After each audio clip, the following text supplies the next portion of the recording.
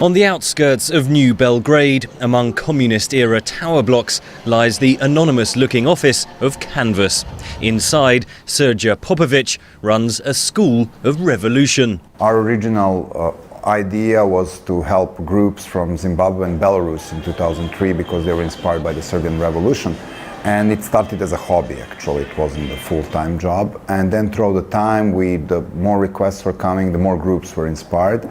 The curriculum became more serious. Popović was a leader of the student group Otpor. It played a key role in the 2000 revolt that ousted President Milosevic. The tactics he learned at that time are now being taught to opposition groups around the world. A film has been made of the struggle. Bringing down a dictator now forms part of the Canvas curriculum. Normally, Canvas workshops are 7 days. First, you need to understand that you need a vision of tomorrow. Then you teach people the basic principles of success in nonviolent struggle. These are unity, planning, and nonviolent discipline, especially stressing the importance of staying in nonviolence. Canvas held workshops with Egyptian opposition groups in 2009, including the April the 6th movement that played a key role in the overthrow of the Mubarak regime 2 years later. Popović admires the discipline the protesters showed in facing down the government. They would invite people to come on the square from 5 different places, and then the military will, the police will go and hold on these places. But in the meantime, they will organize the parallel communication, so they will smuggle themselves through the labyrinth of streets and appear behind the military. Another very important thing is they were so good in building up the unity, they gave up the individual symbols of their own groups and came out only with the flag of Egypt. Since the uprisings in Tunisia and Egypt, traffic to the Canvas website has soared, with tens of thousands of downloads of the organisation's free guide on staging protest. Canvas books have been translated into 7 languages. The Farsi and Arabic versions are particularly popular.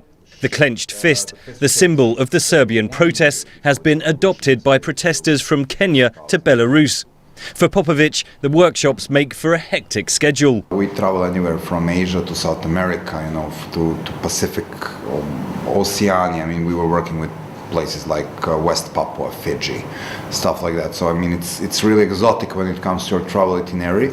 But in practice, you sometimes work in a hotel, sometimes you work on a classroom, sometimes you work on the beaches. It was beaches with Maldivians as well, so I mean it can be really thrilling. It is a long way from the protests that filled Belgrade's Revolution Square.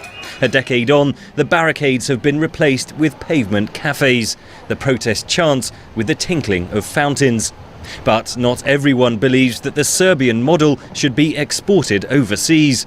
Miljenko Dereta is director of the non-governmental organisation Civic Initiatives. It was not a revolution, first of all. It was a change of one personality. And very naively, I may say, and romantically, we thought that changing one person changes the system. The system is still present, and we're still fighting for the change of the system. Srđa Popović agrees that bringing down a dictator is just the start. Removing the bad guys is sometimes easier than really building the democratic institutions. It is a lesson, Popović says, that protesters across the Arab world will soon learn. Henry Ridgwell for VOA News, Belgrade.